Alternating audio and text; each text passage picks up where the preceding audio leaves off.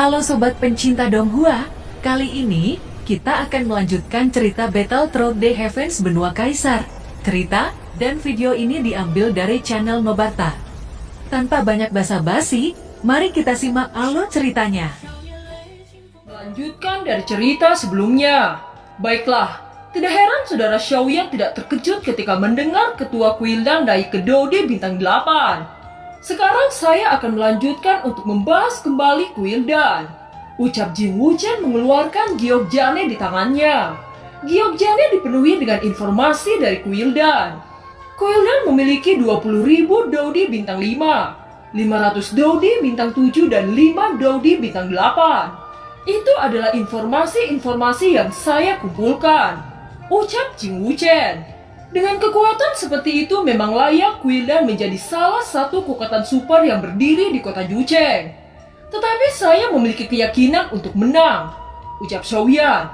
Jing Wuchen lalu berkata, pada waktu periode ini Kuildan mengunjungi beberapa kekuatan di kota Yucheng, seperti Sangmeng dan keluarga Warcraft dan kekuatan kuat yang tidak terkenal lainnya.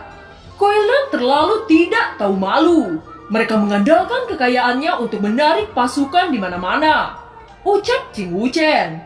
Li Xiaolong dan Zenny lalu berkata, Kuildan banyak menarik pihak-pihak yang kuat dari semua sisi, tetapi pihak kita juga menarik banyak pasukan di mana-mana. Sekarang kita mempunyai 15.000 Dodi bintang 5 dan 400 Dodi bintang 7. Meskipun jumlah kita lebih sedikit, tetapi kekuatan pihak kita melebihi kekuatan orang-orang Kuildan, ucap Li Xiaolong. Memang benar apa yang dikatakan oleh Li Xiaolong. Jumlah kita memang lebih sedikit dari Kuildan, tetapi hampir semua pasukan kita adalah tim elit. Kami juga merekrut banyak alkemis sehingga ramuan dan sumber daya di Shofu Mansion tidak ada habisnya, ucap Zenny. King Ho yang mendengar kata-kata ini sangat terkejut. Perkembangan seperti itu bahkan lebih kuat dari suku iblis darah. Orang-orang Xiaofu sangat hebat mampu mengembangkan Xiaofu sampai ke titik ini. Tiba-tiba Xiaoyan berdiri dengan ekspresi dingin. Dia mengulurkan telapak tangan dan bayangan gelap keluar dari ruang hampa. Orang-orang yang melihat ini sangat terkejut. Bahkan penatua keempat tidak menyadari bahwa ada sosok yang mengawasi Shofu Mansion. Kekuatan hisap yang dipancarkan dari tangan Xiaoyan menarik bayangan itu. Baru kemudian terungkap satu sosok yang ternyata mata-mata dari Kuildan. Xiaoyan membanting orang itu ke tanah dengan satu gerakan tangan. Sosok itu memuntahkan seteguk darah segar di hadapan semua orang Shofu Mansion. Xiaoyan, kamu bisa membunuhku jika kamu menginginkannya, ucap mata-mata Kuildan itu. Layak untuk menjadi mata-mata handal, tetapi saya tidak bermaksud membunuhmu. Saya berencana untuk membiarkanmu kembali, ucap Xiaoyan tersenyum dingin. Mata-mata itu yang merasa bahwa dia pasti akan mati seketika mengangkat kepalanya untuk melihat Xiaoyan. Dia seolah-olah tidak percaya dengan apa yang dikatakan Xiaoyan. Xiaoyan, jika kamu takut dengan tangan kotor, maka aku akan membunuhnya, ucap Xiaozan berdiri lebih dulu. Dia menatap marah pada mata-mata Kuildan yang setengah berlutut dengan dadanya di bawah. Xiaoyan melirik Xiaozan dan memberi isyarat kepada Xiaozan. Xiaozan tidak punya pilihan selain menatap mata-mata Kuildan dengan dingin dan kembali duduk. Semua orang tahu sepertinya Xiaoyan tidak bercanda. Xiaoyan menoleh ke mata-mata itu lalu berkata, pergi dari sini dalam hitungan 3 nafas. Beritahu tuanmu semua informasi rinci dari Shofu Mansion saya, sebelum saya berubah pikiran dan membunuhmu, ucap Xiaoyan. Mata-mata itu tidak berani membuka mulut saat buru-buru pergi meninggalkan Shofu Mansion. Meskipun mereka tidak tahu niat Xiaoyan, namun mereka harus memahami sesuatu tentang Xiaoyan. Xiaoyan, agen rahasia ini pasti sudah mendengar sebuah berita yang baru saja kita bicarakan. Jika informasi ini sampai ke telinga Kuildan, bukankah kita akan sangat dirugikan, ucap Molly Strong. Semua orang kecuali Zenny dan Li Xiaolong juga ingin tahu rencana Xiaoyan. Semua yang dikatakan sebelumnya adalah rahasia tertinggi Shofu Mansion dan tidak pernah dipublikasikan. Jika informasi semacam itu bocor ke pihak musuh, maka itu pasti berakibat fatal. Xiaoyan hanya tersenyum dan melirik Li Xiaolong dan Zenny. Suasana di aula tiba-tiba terasa aneh. Sekelompok orang gelisah dengan keputusan Xiaoyan, namun mengapa Xiaoyan masih sangat santai? Setelah Xiaoyan tersenyum, dia berlari melambaikan tangannya untuk membungkus aula dengan penghalang tak terlihat, menghalangi semua kemungkinan mata-mata yang mendengarkan. Kalian tidak perlu panik. Saya mendeteksi keberadaan orang itu sejak sebelumnya. Oleh karena itu, saya berkomunikasi kepada Li Xiaolong dan Zenny secara jiwa untuk mengatakan informasi palsu. Ucap Xiaoyan tersenyum. Jadi apa yang dikatakan Li Xiaolong dan Zenny bahwa Xiaofu memiliki 15.000 Dodi bintang 5 dan 400 bintang 7 semuanya palsu? Tanya Xiaozan. Li Xiaolong dan Zenny tersenyum canggung dan mengangguk. Kami sudah mengerahkan semua usaha kami, bahkan Sang Meng. Tetapi waktunya terlalu singkat.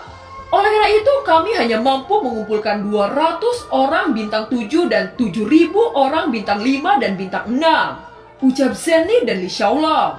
Xiaoyan berdiri dan mulai berkata dengan serius. Di medan perang tidak sepenuhnya tergantung pada kuantitas. Kita memiliki jumlah sedikit tetapi kualitas kita lebih tinggi dari Quildan. Tentu saja tidak ada yang mutlak dalam hal ini. Sekarang yang paling utama adalah bagaimana kita akan mengatur strategi. Pertama-tama kita akan menghancurkan fondasi Quildan dari dalam. Caranya adalah kita akan memasarkan pil terobosan ke pasar Quildan. Jenis pil terobosan ini terkenal sebagai meningkatkan kekuatan dalam sementara waktu. Tentu saja daya tariknya sangat besar untuk beberapa militer Quildan yang memiliki level rendah. Hal yang menarik adalah saya membuat pil ini memiliki efek peledak tubuh dalam waktu 10 hari setelah mengkonsumsinya. Kalian harus ingat untuk melakukannya dengan hati-hati. Jangan sampai mereka tahu jika pil ini berasal dari kita. Ini langkah pertama kita untuk menghancurkan Quildan. Perang ini akan dilaksanakan oleh tim utama. Kalian menyebar dan pasarkan ramuan ini ke pasar Quildan. Setelah tujuan tercapai, kalian mencari tempat yang dekat untuk bersembunyi di sekitar Quildan. Setelah 10 hari, saya akan membuat serangan kejutan kepada Quildan. Molistra pimpin pasukan untuk pergi ke timur.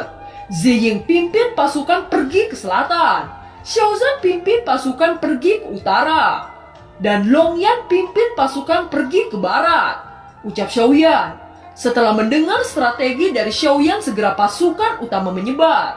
Pada waktu malam hari, Xiaoyan dan King Hao sedang duduk menatap suasana indah di langit.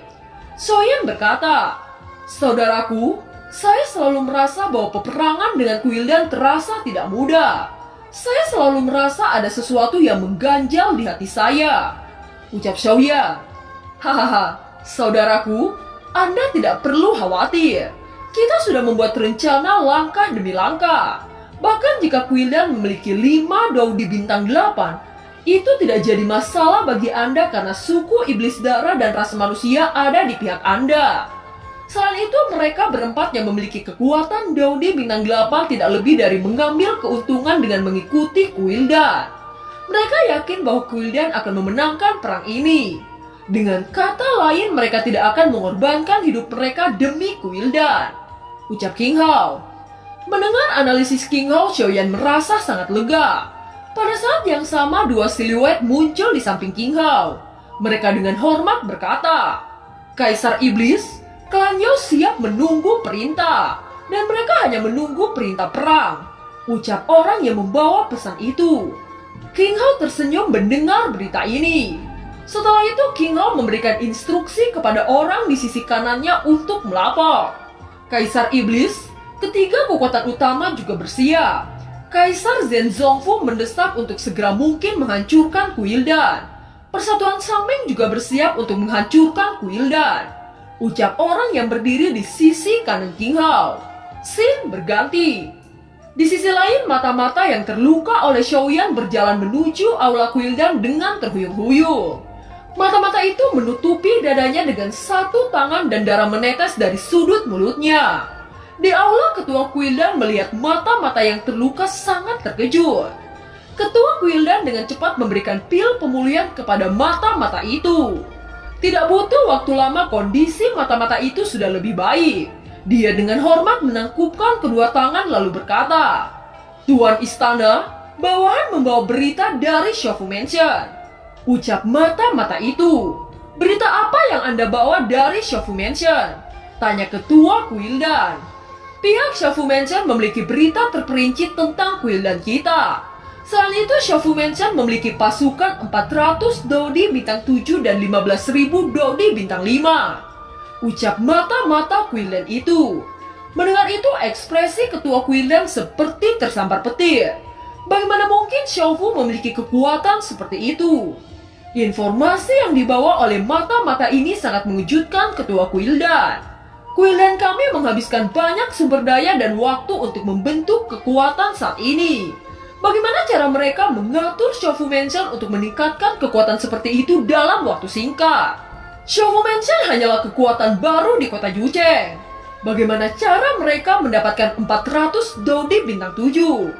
Sekarang kekuatan Shofu melebihi harapan kita.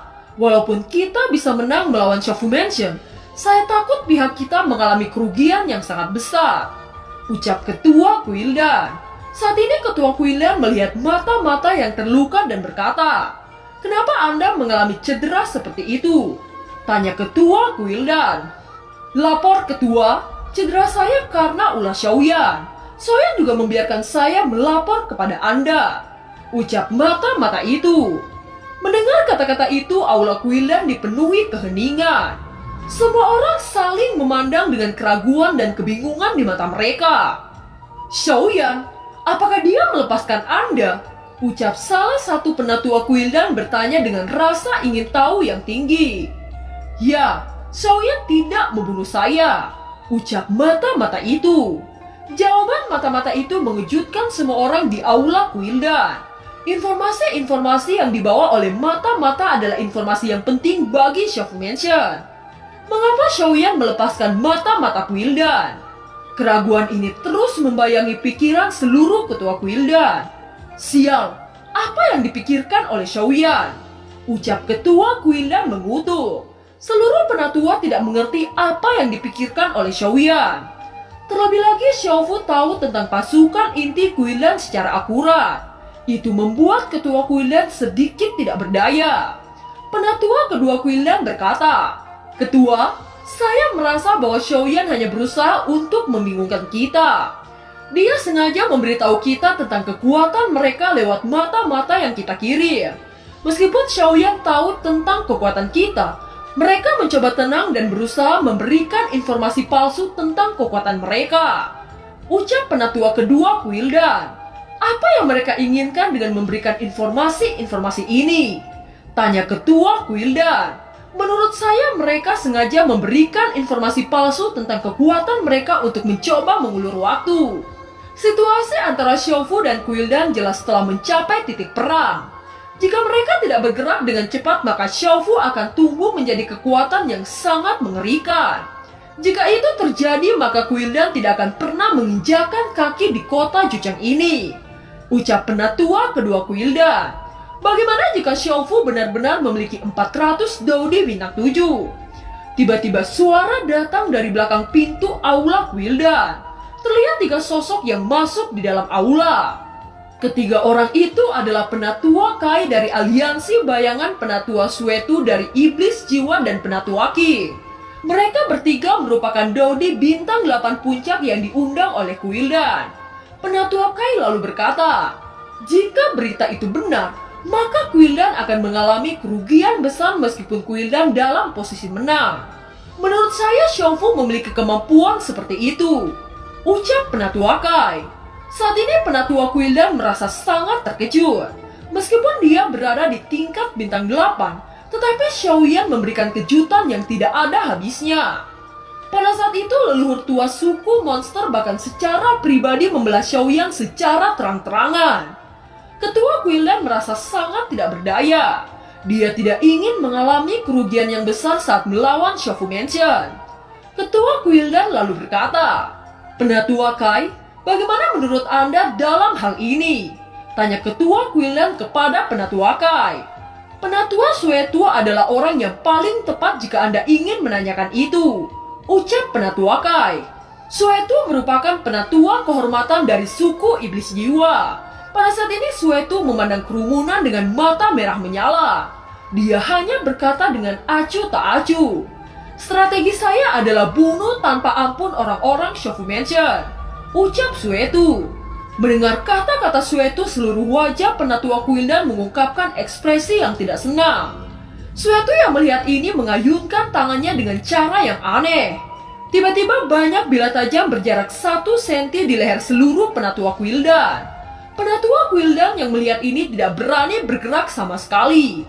Strategi saya adalah kekuatan absolut. Apakah ada yang tidak senang? Ucap penatua Suetu. Ketua Quildan terpana oleh kekuatan yang ditampilkan oleh Suetu. Pada saat yang sama Suetu berjalan ke arah ketua Quildan. Dia mengeluarkan gulungan dan menyerahkan kepada ketua Quildan. Ketua Quildan mengambil gulungan merah di tangan Suetu lalu berkata, "Apakah ini dari pemimpin iblis jiwa?" Tanya ketua Quildan. Suetu mengangguk untuk mengkonfirmasi pertanyaan ketua Quildan.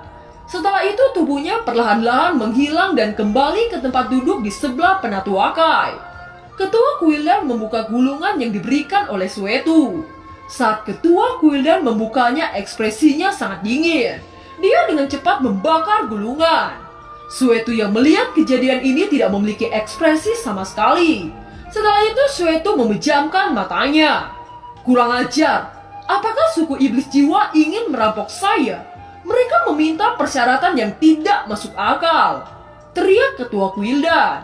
Namun ketika dia memikirkan kebenciannya terhadap Shoyan, dia hanya bisa menghela nafas panjang. "Baiklah, selama Shofu Mansion hancur dan Shoyan terbunuh, maka saya akan memenuhi permintaan iblis jiwa," ucap ketua Quildan. Scene berganti.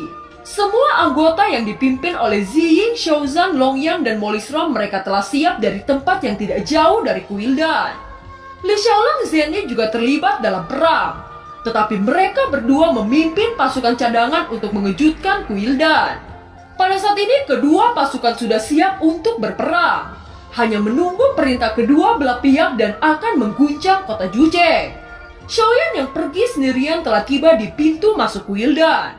Saat ini Shoyan melayang di atas langit Quildan.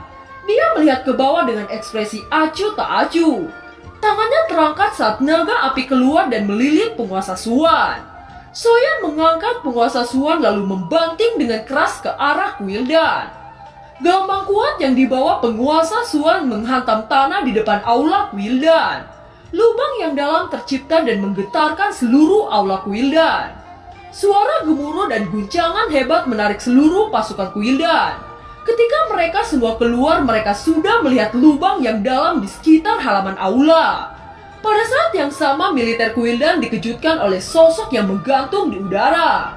Itu, dia adalah Shoyan, pemimpin Shofu Mansion. Dia sudah datang, teriak murid-murid Quildan yang melihat Shoyan. Dan film pun berakhir. Terima kasih telah menyimak dari awal sampai akhir ya. Sampai jumpa.